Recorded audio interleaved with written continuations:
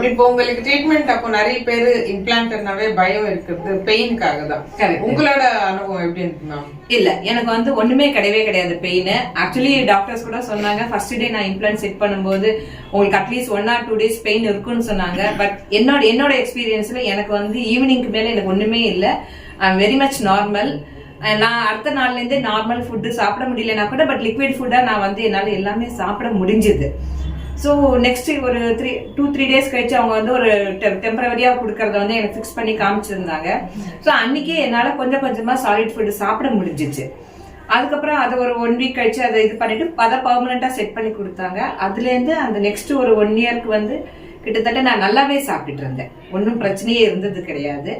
Permanent dentures வச்சதுக்கு அப்புறம் ரொம்பவும் இன்னும் பெர்ஃபெக்ட். என்னோட கான்ஃபிடன்ஸ் வந்து நல்லா இன்க்ரீஸ் ஆயிருக்கு. நான் சிரிக்கிறது முன்னாடி ரொம்பவே நல்லா சிரிக்கிறேன், வாங்கிட்டு சிரிக்க முடியுதுங்கிறது எனக்கு ரொம்ப சந்தோஷமா இருக்கு.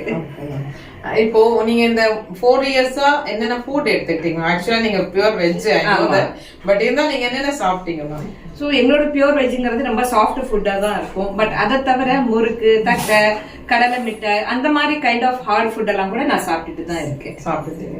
ஓகே, உங்க ஹெல்த் வைஸா நீங்க ரொம்ப இம்ப்ரூவ் ஆயிருக்கீங்க. டெஃபினெட்லி.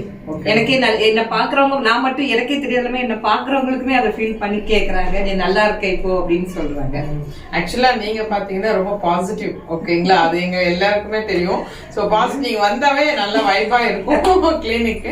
சோ அந்த பாசிட்டிவா நீங்க நல்லா கோஆபரேட் பண்ணீங்க. Each and every what ever treatment நம்ம சொல்றோமோ, என்ன ஃபாலோ பண்றோமோ, இல்ல அது வந்து ரொம்ப இம்பார்ட்டன்டான விஷயம். அது வந்து நம்ம ஹெல்த்துக்காக தான் அவங்க சொல்றாங்கிறதுனால, நீங்க சொல்றீங்கிறதுனால அதை வந்து ஃபாலோ பண்ணினா பெட்டர்.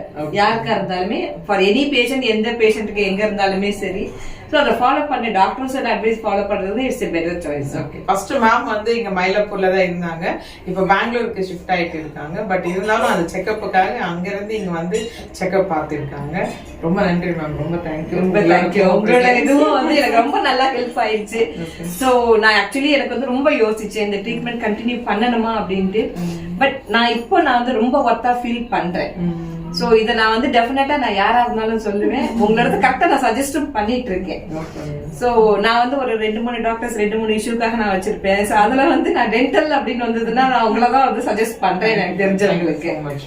சோ ரொம்ப தேங்க்ஸ், ரொம்ப நல்லா ட்ரீட்மெண்ட் கொடுக்குறீங்க. And care and welcome. யாரா எந்த ஸ்டாஃபா இருந்தாலும் அவ்வளவு சிரிச்சுட்டு அவ்வளவு அழகா கேர் பண்ணி நீங்க வந்து வெல்கம் பண்றதுங்கிறது ஒரு பெரிய விஷயம். சும்மா ஏதோ அப்படின்னு பண்றதுக்கு இல்லாம ஒரு ப்ரொஃபஷனலா பண்ணாம அந்த ஒரு ஃபேமிலி மாதிரி நீங்க ட்ரீட் பண்றது வந்து ஒரு பெரிய விஷயம். நீங்க வந்து ஆக்சுவலி உங்க எல்லாருக்குமே வந்து காட் நிறைய பிளஸ் பண்ணணும். தேங்க்யூ.